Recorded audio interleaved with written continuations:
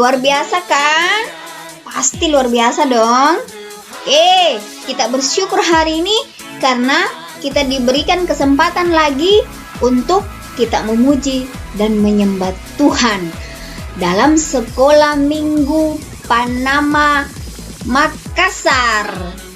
Nah, kita bersyukur hari ini karena kita bisa diberikan kesempatan lagi. Amin.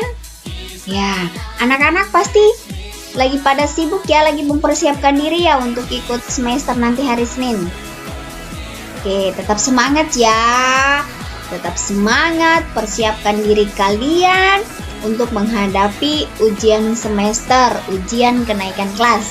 Tapi hari ini kita lebih semangat lagi karena kita mau memuji siapa?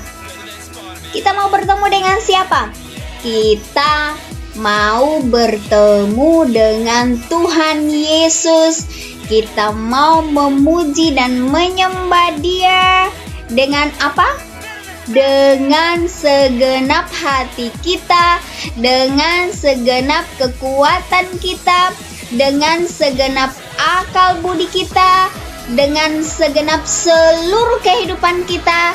Kita mau memuji dan menyembah Tuhan. Oke, sudah siap anak-anak?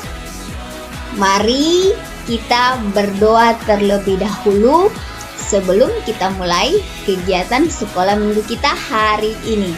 Mari kita berdoa. Bapa yang baik, Bapa yang duduk di atas takhta, yang memerintah dulu, sekarang, dan sampai selamanya. Hari ini kami bersyukur atas kemurahan, kebaikan yang luar biasa yang Kau berikan bagi kami. Kami bisa ada sekarang bukan karena kami, bukan karena orang tua yang menjaga kami, bukan karena kekuatan kami, bukan karena kemampuan kami semata-mata, tetapi karena kemurahan dan kasih karunia yang Engkau berikan bagi kami, sehingga kami bisa ada sampai saat ini. Kami bisa hidup, kami bisa menikmati kemurahan kasih karunia yang berasal dari Engkau. Kami bersyukur untuk orang tua kami bersyukur untuk segala sesuatu yang Kau kerjakan dalam hidup kami. Kami mempersiapkan hati kami mempersiapkan jiwa kami untuk kami mau memuji dan menyembah Tuhan. Engkau bertakhta di atas puji-pujian dan penyembahan kami, agar puji-pujian dan penyembahan kami menjadi dupa yang harum yang berkenan kepada Engkau. Di dalam nama Tuhan Yesus kami berdoa, haleluya, amin. Oke, sudah siap untuk memuji Tuhan?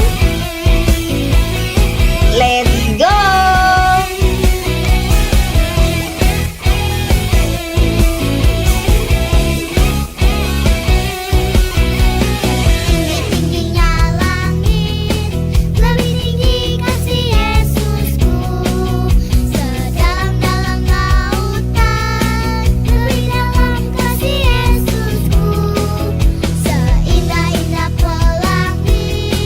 Lebih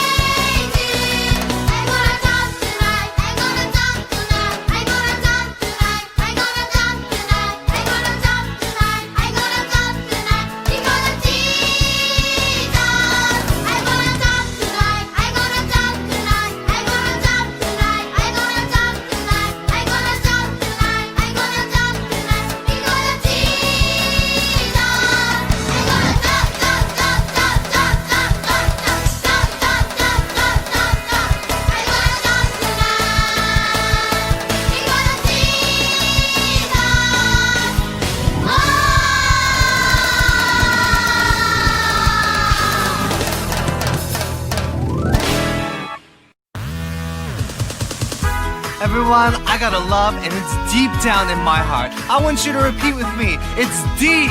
Deep. Deep. Deep. All together. Deep down in my heart. Deep, deep, ooh, deep down, down. Deep down in my heart, oh my Jesus. Deep, deep, ooh, deep down, down. Deep down in my heart.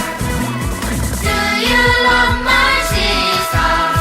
Deep down in my heart, oh my Jesus. Yes, I love my Jesus. Deep down in my heart. Deep, deep, ooh, deep down, down. Deep down in my heart, oh my Jesus. Deep, deep, ooh, deep down, down. Deep down in my heart. Do you love my Jesus? Deep down in my heart, oh my Jesus. Yes, I love my Jesus. Deep down in my heart. That's right. We have that love and it's deep down in our hearts. Everyone, I want you to stand up. I want you to move your bodies and I want you to shout for joy. Deep, deep, ooh, deep down, down. Deep down in my heart, oh my Jesus. Deep, deep, ooh, deep down, down. Deep down in my heart. Do you love my Jesus?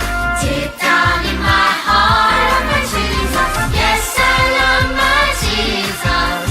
Deep down in my heart. Deep down in my heart. Deep down in my heart. Oke, kita sudah memuji Tuhan. Sekarang kita siapkan hati kita untuk mendengarkan firman Tuhan. Siap? Oke.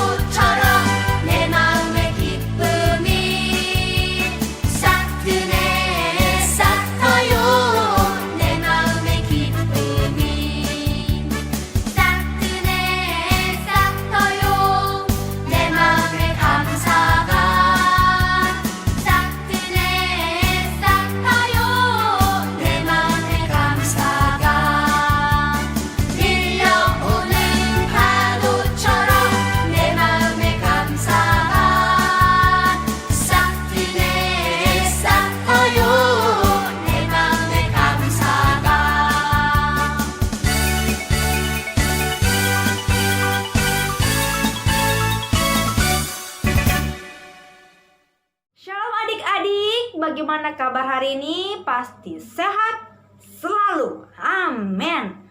Walaupun kita masih ibadah online, sekolah minggu online, tapi kita harus setia beribadah.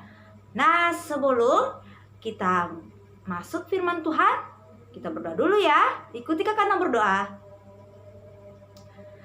Tuhan Yesus, terima kasih buat hari ini kami diberikan kesempatan untuk mendengarkan firman Tuhan. Tuhan, urapi kami anak-anak-Mu agar kami mengerti dan menjadi pelaku firman Tuhan. Tuhan, urapi juga kakak Anna yang akan membawakan firman Tuhan. Inilah doa kami hanya di dalam nama Tuhan Yesus. Haleluya. Amin. Oke. Kakak Ana panggil Lolilop dulu ya. Lolilop, ayo. Halo. Nah, Lolilop, 2 minggu lalu kakak Ana tunjuk sebagai ketua kelas. Nah, jadi Lolilop yang beriel-yel deh hari ini. Asya. Ayo. kita mau yel-yel dulu ya, biar kita semangat untuk mendengarkan firman Tuhan, tidak mengantuk. Oke. Ayo, kita mulai yelnya. Oke, siap. Holy Kids, Holy Kids, Banana. Sekali lagi ya. Holy Kids, Holy Kids, Banana. Mari kemuliaan bagi nama Tuhan. Yeay. Oke, Kakana, sudah selesai tugasku. Oke. Kakana, ada apa? Aku mau minta pendapatnya Kakana. Pendapatnya Kakana? Iya, Apa itu Lolilop? begini Kakana. Waktu Natal 2019 itu saat pulang ibadah Natal sekolahnya Lolilo. Kenapa itu Lolilop? Aduh, astaga, itu sepupuku. Dia kan satu sekolah sama Lolilo. Pulang ibadah itu, langsung dia telepon mamaku. Dia bilang, Tante, Lolilo ambil uang sekolah minggu. Wah, masa sih? Iya. Apa benar Lolilop ambil? Astaga, tidak Kakana. Saya tidak ambil. Kok tidak ambil? Iya. Terus kenapa dia? Itu nih. Astaga, menurut Kakana sikap seperti itu kayak gimana? Itu sih namanya bohong Lolilop. Itu ada tuh bahasa gaulnya Kakana. Bahasa gaul? Apa itu? Hoax. Oh iya, hoax. Menceritakan sesuatu yang tidak benar. Sudah jelas-jelas itu sepupunya Lolilop, kan duduk di sampingnya Lolilop. Nah, Kakana tahu, saya kan pegang uang nih. Terus saya masukkan dalam kantong persembahan. Terus lepas. Tanganku sudah kosong, tidak ada uang-uang lain. Berarti kan Lolilop tidak ambil kan uang yang di dalam itu? Tapi kenapa ya dia sampai menceritakan yang tidak benar terhadap Lolilop? Itu mi Kakana. Tapi Kakana teringat suatu cerita nih di firman Tuhan. Apa itu Kakana? Dia itu sepasang suami istri. Dia tuh memberi persembahan loh.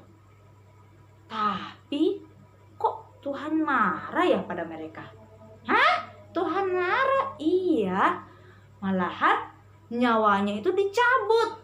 Wih, meninggal dong. Iya, meninggal. Siapa itu Kakana? Ada yang tahu nggak? Ceritanya itu ada di Kisah Para Rasul pasal 5. Kakana, ceritakan dong. Nah, siapa yang mau nih dengar? Atau kira-kira ada anak sekolah minggu yang tahu?